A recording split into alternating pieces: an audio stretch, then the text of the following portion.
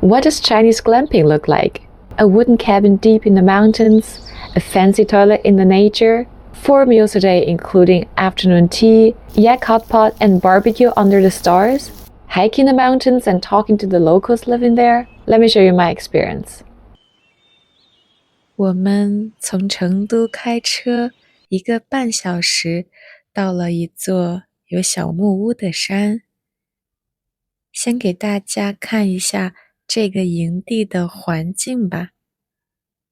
山、树和草环绕着几个小木屋。再往里走一点，就到了我的小木屋。这里很安静，环境非常的自然。住一天晚上，一个小木屋大概400人民币，还包括早饭和下午茶。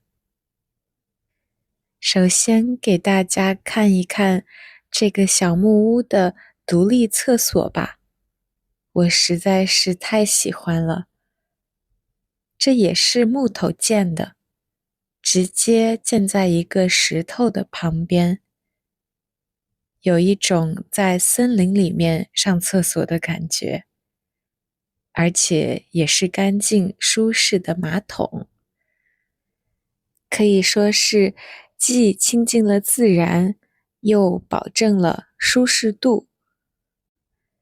厕所出来上个台阶，就是我的小木屋房间了。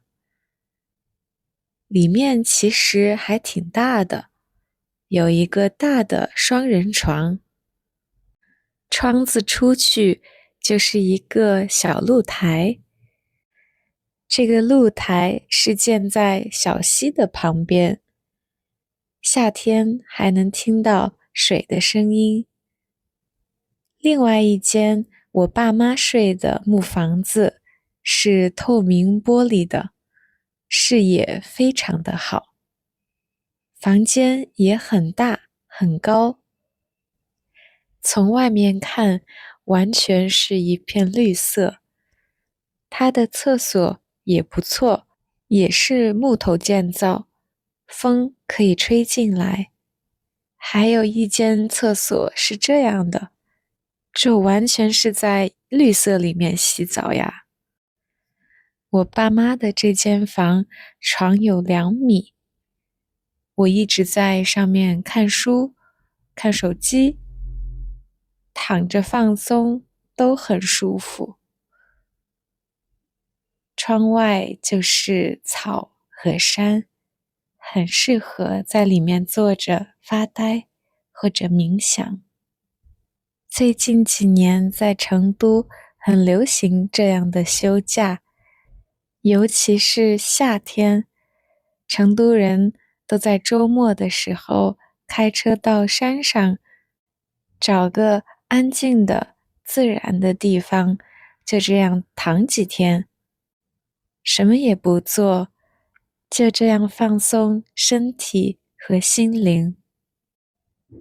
老板给我们送上了下午茶，是最近中国很流行的围炉煮茶，可以把茶和一些坚果等等放在炉上烤，还有很多小甜点和水果，这些都是免费送的。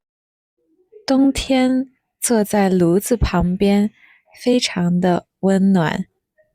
中国哪怕是在这样的山里，也会吃得很好。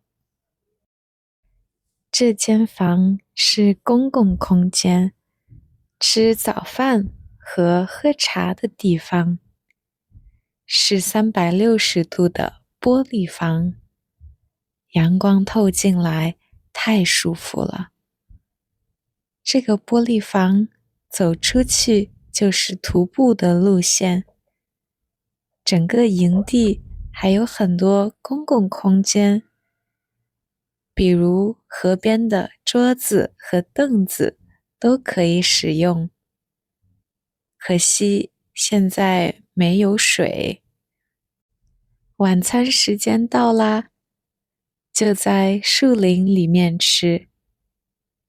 晚上吃牦牛肉火锅和烧烤，肉和蔬菜都很多，很好吃。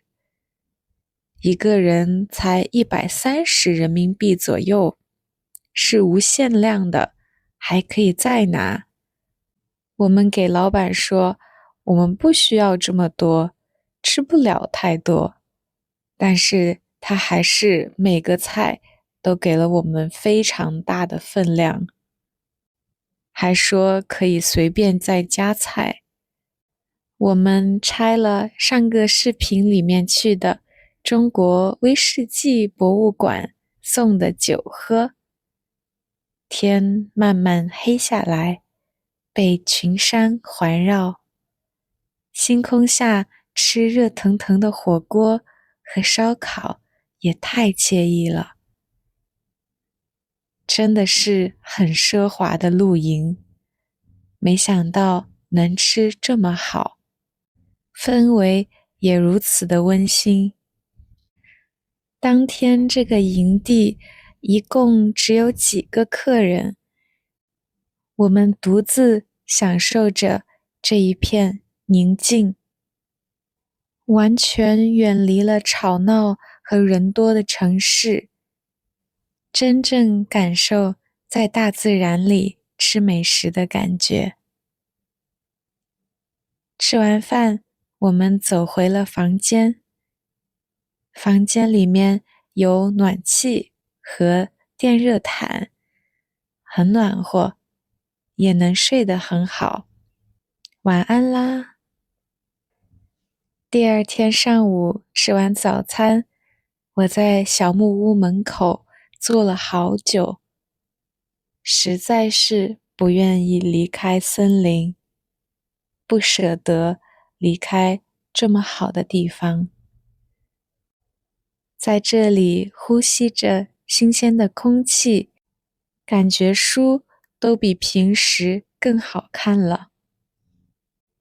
后来我们还去周围小小徒步了一下，看到了一些村民的老房子和当地的寺庙。当地的婆婆非常热情，还邀请我们到她家里来坐坐。她家就是山里的老房子，有好几十年历史了。下了山之后，我们去吃了当地的美食，完美的结束了我们这次的旅行。太满足了。Thanks for watching. If you're curious about more unique experiences in China, check out my other videos and learn Chinese in a natural way. See you next week. Bye bye.